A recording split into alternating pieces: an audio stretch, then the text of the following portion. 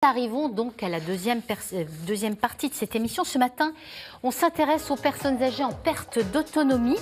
Et pour en parler, je rejoins notre invité Joseph Krumenacker, président de la Fédération nationale des associations et amis des personnes âgées et de leurs familles. Bonjour monsieur, merci d'être avec nous. Pouvez-vous nous rappeler dans un premier temps les missions de votre association ?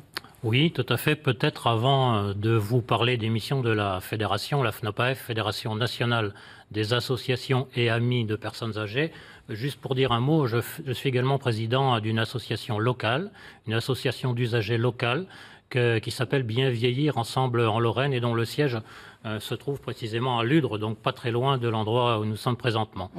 Alors donc les missions de la fédération, alors cette association locale, elle fait partie d'ailleurs de la fédération nationale. Des associations oui. Qui regroupent pas mal Voilà. d'associations. Ouais. Donc qu'est-ce que c'est cette fédération nationale ? C'est le regroupement d'une quarantaine d'associations qui sont réparties aux quatre coins de la France. Il n'y en a pas dans tous les départements à l'heure actuelle, mais il y en a une quarantaine. On peut en trouver dans le Var, on peut en trouver à Bayonne, en Bretagne, en région parisienne, et puis donc ici aussi en Lorraine. Avec quelle mission ? Alors la mission de la FNAPAF, on peut dire que notre fédération est comme une sorte de courroie de transmission entre le terrain et les pouvoirs publics. Alors puisque tous les gens qui sont dans nos associations sont des personnes qui sont là, des bénévoles d'abord, c'est important de dire que nous sommes tous des bénévoles, sont des personnes qui sont là parce qu'elles sont confrontées ou elles ont été confrontées à la réalité des personnes âgées et de la perte d'autonomie, soit elles-mêmes, soit en accompagnement de quelqu'un de leur famille ou de leurs proches. Donc, allez-y. Ah oui, alors donc une courroie de transmission entre le terrain, et nous avons des remontées très régulières, quotidiennes pratiquement, du fait de nos associations, mais aussi de personnes qui nous contactent directement pour nous soumettre des cas d'espèce, des situations et des choses qui sont quelquefois difficiles. Ouais. Alors courroie de transmission, parce qu'après, nous sommes officiellement reconnus comme étant des représentants des usagers au plus haut niveau. Nous sommes membres du Haut Conseil de la famille, de l'enfance et de l'âge depuis l'année dernière. Nous sommes membres depuis plus récemment du Conseil national de la solidarité et de l'autonomie, la CNSA. Nous participons aux travaux au ministère, donc nous sommes entre les deux, nous apportons la parole du terrain vers les décideurs. Alors on va en parler de cette parole sur le terrain, sachant que 1,2 million de personnes de plus de 60 ans vivent en situation de dépendance. Ça veut dire que ces personnes sont placées soit en EHPAD ou restent chez elles à domicile avec des aides. Question simple, qu'est-ce qui coûte le plus cher entre ces deux possibilités ? Pour les personnes ? Pour les personnes en perte d'autonomie. Alors, est-ce qu'il faut commencer par parler du prix ? Je pense que c'est important, hein, quand on parle des personnes âgées, effectivement, vous avez raison, Madame Duvois, c'est que si on prend comme cœur du sujet la personne âgée, elle est amenée à rester à son domicile et, comme vous le savez, comme tout le monde le sait, un des principaux souhaits des personnes âgées, c'est de demeurer chez soi le plus longtemps possible. Tout le monde le sait, tout le monde le dit, à part quelques rares exceptions. Mais ce qui est intéressant de voir, c'est plutôt le chemin qui est quelquefois nécessaire entre le domicile, l'hospitalisation, des situations d'hébergement intermédiaires et, dans un certain nombre de cas, la nécessité d'aller dans un établissement d'hébergement pour personnes âgées dépendantes qu'on appelle des EHPAD, oui, et que beaucoup de monde à l'heure actuelle appelle encore des maisons de retraite. Mais en fait, ce sont des EHPAD. Mais ce qui est intéressant, c'est de regarder, parce qu'il y a ce chemin que les gens sont amenés à faire entre leur domicile, les hospitalisations, le retour à domicile et quelquefois, par nécessité ou par choix, plus rarement, les EHPAD. Ouais, c'est donc une espèce d'aller-retour qui peut se produire selon les cas et selon la perte de dépendance. Alors bien souvent, les aidants sont essentiels au maintien à domicile. En France, ils sont tout de même 8,3 millions, c'est énorme et on sait tous combien leur engagement est essentiel, comme le montre ce reportage qu'on regarde et après on en reparle. On les appelle parfois les invisibles. Ils sont pourtant 8,3 millions en France. Les aidants familiaux s'occupent en majorité de personnes âgées. Ce sont souvent leurs parents qui sont concernés. Courses, soutien moral, démarches administratives, les aidants sont tour à tour animateurs et infirmiers. Un engagement très exigeant.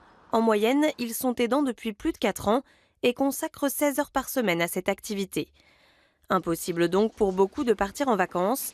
Si les 3/4 d'entre eux expliquent qu'aider leurs proches leur est apparu comme une évidence, ils sont 75% à reconnaître que cette activité a un impact sur leur vie professionnelle. Les aidants prennent en charge personnellement une partie des frais de transport, d'aménagement du domicile ou encore l'achat de matériel médicalisé. En moyenne, ils dépensent 2 049 € par an pour leurs proches.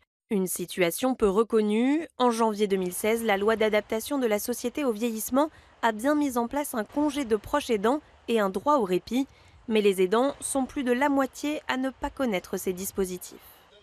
Oui, parce que ce dispositif de droit au répit est assez récent. Il consiste donc à placer son aîné dans un accueil de jour le temps de souffler. Est-ce suffisant? Ne faudrait-il pas aussi un congé pour les aidants qui travaillent, les enfants, le conjoint et qui souhaiteraient s'occuper de leurs parents? Alors sur la question des aidants, votre reportage le montre, c'est évident, il y a énormément de travail en perspective encore. C'est vrai qu'on peut dire que la loi d'adaptation de la société au vieillissement qui est sortie en décembre 2015 a apporté quelques ouvertures et quelques améliorations, mais c'est très loin d'être suffisant à l'heure actuelle.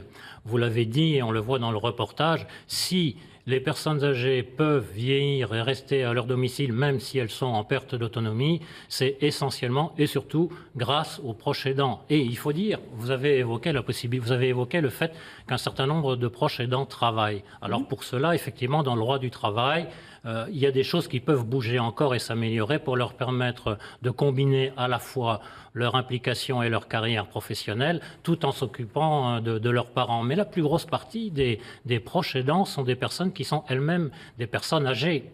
Si par exemple, monsieur, il a 85 ans, et qu'il a besoin d'être soutenu, accompagné parce que du fait d'une maladie, il a subi une perte d'autonomie, il a besoin d'accompagnement, c'est souvent son conjoint. Et ça peut être vrai dans l'autre sens, qui l'accompagne. Et c'est une charge très lourde, évidemment, plus on est âgé, de s'occuper de son conjoint.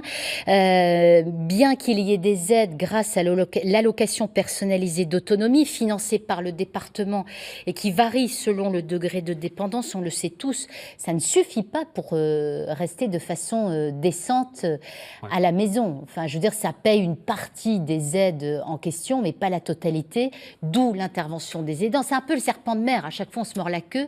Que faudrait-il faire dans l'absolu? Qu'est-ce que vous allez apporter auprès du ministère et du nouveau président en la matière? S'il n'y avait pas d'aidants, clairement, il n'y aurait pas de maintien à domicile. Ça, on peut l'affirmer.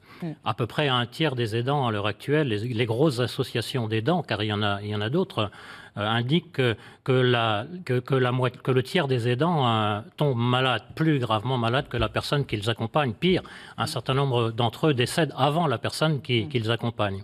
Si on regarde du côté des aides, alors c'est vrai que dans la loi d'adaptation de la société au vieillissement de décembre 2015 que vous évoquez, on a marqué des points sur avec une augmentation de l'APA. Une revalorisation de l'APA qui était, dans le cas où vous avez parlé du GIR tout à l'heure, dans le GIR 1 par exemple, qui est la situation dans laquelle vous êtes le plus démuni, le plus dépendant, autant dire que vous ne pouvez plus ni cognitivement ni physiquement faire quoi que ce soit vous-même, vous avez besoin d'assistance pour tous les actes de la vie, du début à la fin de la journée.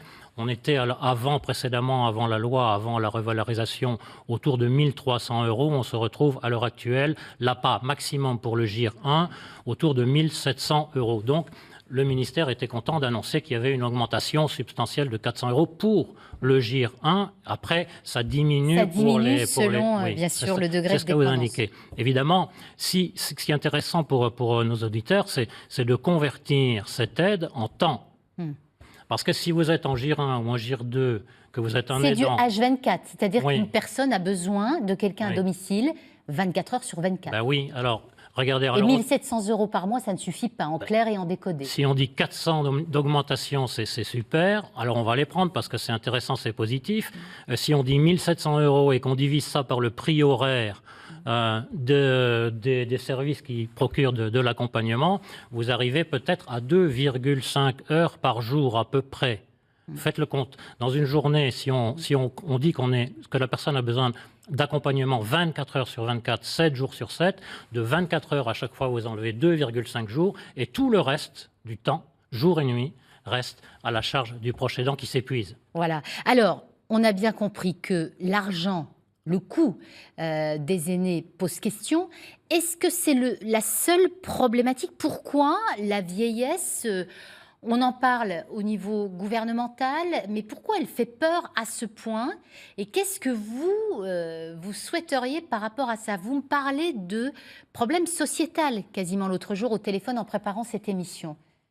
Ben oui, il y aurait beaucoup de choses à dire. Je ne sais pas combien de temps on a pour parler ici. C'est beaucoup. Mais regardez, on a un président jeune. Alors magnifique, on applaudit, il est jeune. Il est jeune, il y a déjà un engouement national et international du simple fait qu'il est jeune. Mais on a un gros souci avec les personnes âgées dans notre pays, c'est que les personnes âgées sont d'une certaine manière ghettoisées, je caricature un petit peu. Il y a dans notre pays une discrimination par l'âge. On dit chez nous liberté et égalité. Il n'y a pas de liberté et d'égalité dans notre pays pour les personnes âgées. Personne ne sait parmi les citoyens qu'à partir de 60 ans, on change de régime. Avant, on est un citoyen normal, et à partir de 60 ans, on n'est plus sous le même régime d'accompagnement et d'aide si on est en perte d'autonomie qu'avant 60 ans. Oui, vous me citiez l'exemple, pardonnez-moi de vous interrompre, de l'AVC. On fait un AVC à 40 ans, on se retrouve handicapé, on a des aides. On fait un AVC à 80 ans, c'est pas considéré de la même façon. Ben non, on peut conseiller à nos auditeurs, s'ils ont l'intention de faire un AVC, de le faire plutôt avant 60 ans qu'après 60 ans. Parce que là, ils ont un poids en tant que citoyen qui est nettement différent, 10 fois supérieur. Donc on a cette discrimination, quelque chose d'inacceptable au plan européen et au plan mondial et au plan humaniste. Il y a quelque chose à changer. Le regard, si on dit qu'il y a une espèce de mur de Berlin qui fait qu'à 60 ans, toc, on tombe dans un sous-régime, donc on est des sous-citoyens, et le personnel qui nous accompagne est lui aussi moins considéré dans ses critères de choix, dans l'accompagnement professionnel qui lui est donné, dans sa formation, dans ses salaires. Donc c'est tout un ensemble de choses, une vision sociétale qui, oui, possède une grande marge de progrès. Sauf que ce type de problématique, vous les soulevez depuis de nombreuses années auprès des différents présidents. Vous me disiez aussi l'autre jour au téléphone qu'à chaque fois qu'un président et son gouvernement s'en va, vos propositions partent avec les cartons. Ben chaque fois qu'il y a un nouveau cabinet ministériel et un nouveau président et plusieurs cabinets, parce que ça peut changer aussi, et parlons pas des directeurs de cabinet qui peuvent valser très vite, mais donc là, notre fédération et les autres, comme on le voit dans la presse, on va chaque fois prendre rendez-vous pour expliquer. Monsieur Sarkozy avait fait des promesses sur le 5e risque, qui était un dispositif prévu de financement de la perte d'autonomie. C'est resté lettre morte. On en est toujours là. Voilà, ce sera le mot de la fin, en espérant, cela dit, que vous serez davantage entendu par notre nouveau président. On vous le souhaite, en tout cas, et vous reviendrez du coup pour nous en parler.